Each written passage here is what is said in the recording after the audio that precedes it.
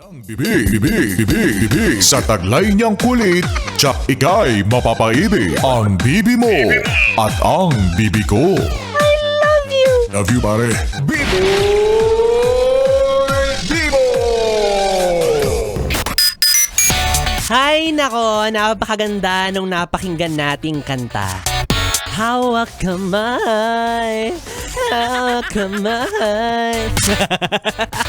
O diba, pwedeng theme song ng inyong pamilya.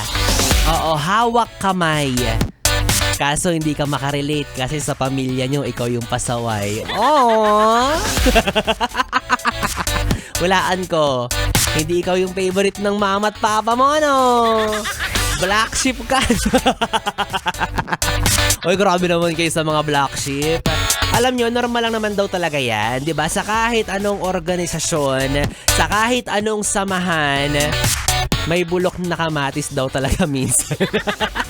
Grabe naman. Hoy! Pero minsan, hindi rin natin alam yung mga pinagdadaanan ng mga naiiba no? Yung mga yes friend natin na masasabi natin, ay, sa lahat ng puti, ikaw yung itim. Yung mga o ikaw, yes friend, nakaka-relate ka ba? Or masasabi mo ba na ikaw ang black sheep sa pamilya? Oh, yung tipong kapag meron nung narinig na nabasag na plato, ikaw agad ang sisisihin. Diba? Kahit na wala ka dun sa crime scene, diba? Ikaw pa rin ang paghihinalaan, ikaw ang pagbibintangan. Oh, well, congratulations. Ibig sabihin lang yan, iba ang branding mo pagdating sa kalokohan. Diba? May sarili kang identity sa lahat ng magkakapatid. Kung lahat sila masunurin, lahat sila mabait, pues ikaw, ibahin nila, diba? Pamalakasan ka.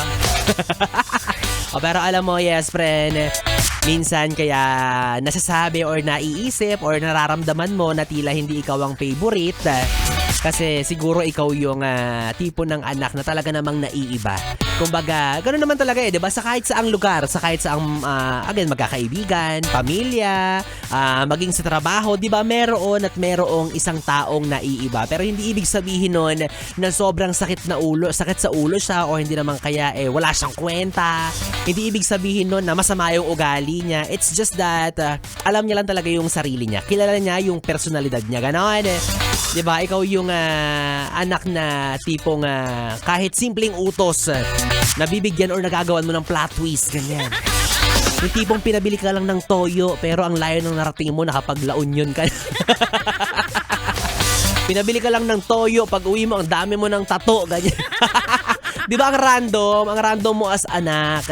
At aminin natin, ikaw yung tipo ng tao na kapag tumulong, gumalaw sa inyong tahanan, agad kang pinapalakpakan. Kinakapakan nila kasi iniisip nila, alam, may lagnat ba to?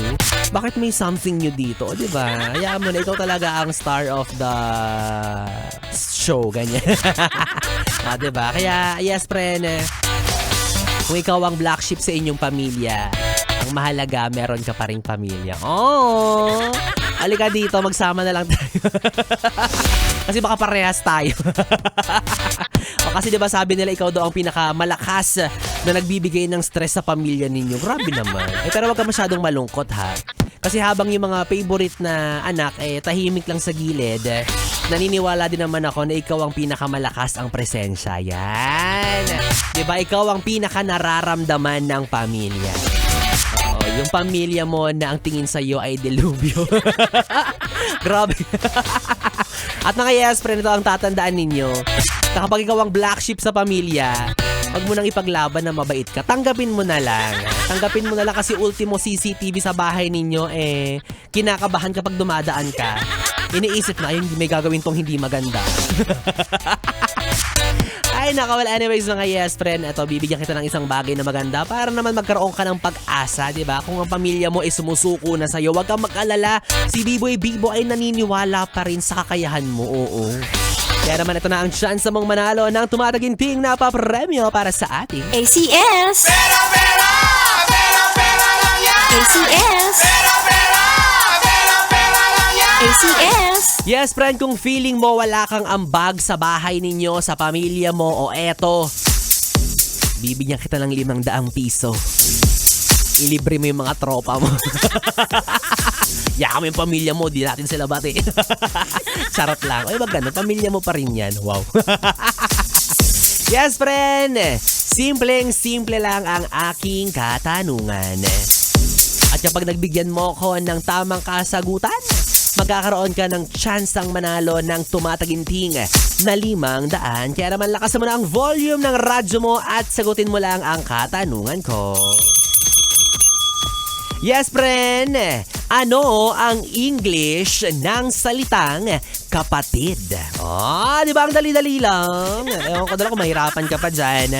Again, ano ang English ng salitang kapatid? Kapag meron ka ng kasagutan, isend mo lang yan sa aking Facebook Messenger at DJ Biboy Bibo, DJ B-I-B-O-Y B-I-B-O. Kalaki pang screenshot na nagpapatunay na ikaw ay nakafollow sa aking Facebook page at DJ Biboy Bibo. Same lang yan. DJ B-I-B-O-Y B-I-B-O. At eto pa, dapat sa pagtatapos ng programa ko ay nakatuto ka pa rin ha. Dahil dyan ko i-anunsyo kung sino nga ba ang mapalad maswerteng makatatanggap ng tumataginting na 500 piso para sa ating ACS. Pera, pera, pera, pera lang yan. ACS. Pera, pera, pera, pera lang yan. ACS.